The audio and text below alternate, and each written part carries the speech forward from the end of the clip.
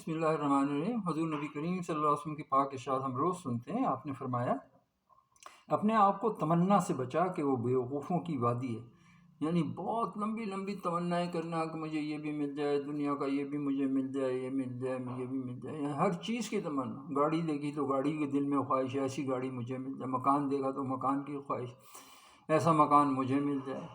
دولت کسی کے پاس دیکھی یا مجھے اس کی دعائیں مانگ رہا ہے کہ دولت، بھائی جو اللہ نے تمہاری تقدیر میں لکھ دیا ہے، مقدر میں لکھ دیا، وہ تمہیں مل کر رہے گا، وہ کوئی نہیں لے سکتا۔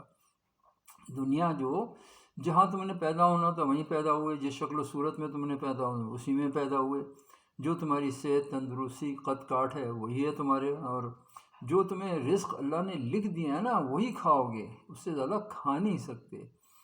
وہ اللہ کا لکھا ہوا ہے۔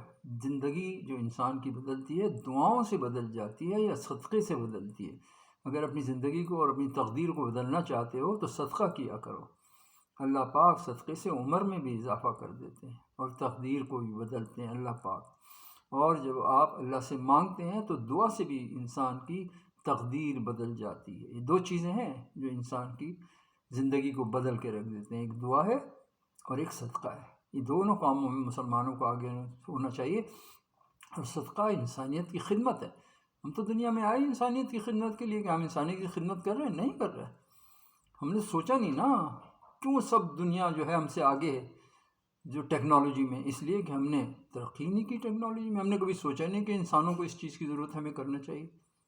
جب ہم سوچیں گے تو کریں گے نا۔ تو ہمیں یہ سوچنا ہے کہ ہم انسانوں کو اس دنیا میں کیسے امن قائم ہو جائے، کیسے ہم لوگوں کی خدمت کر لیں، کیسے جو بھوکے لوگ ہیں ان تک کھانا پہنچ جائے۔ آج کتنی دنیا کے علاقے ایسے ہیں جہاں کھانے کے لیے نہیں، تو ان کھانے کو پہنچانا کس کا کام ہے؟ یہ مسلمانوں کی ڈیوٹی تھی کہ بھوکوں کو کھانا کھلانا مسلمانوں کا کام تھا۔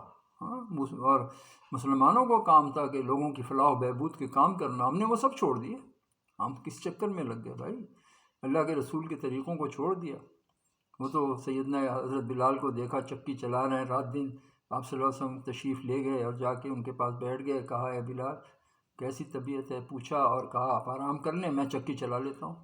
سرکار دو جہاں حضور نبی کریم صلی اللہ علیہ وسلم جو باعث تخلیق کائنات، آپ صلی اللہ علیہ وسلم چکی چلا رہے ہیں، حضرت بلال سو رہے ہیں۔ تو یہ ہے زندگی۔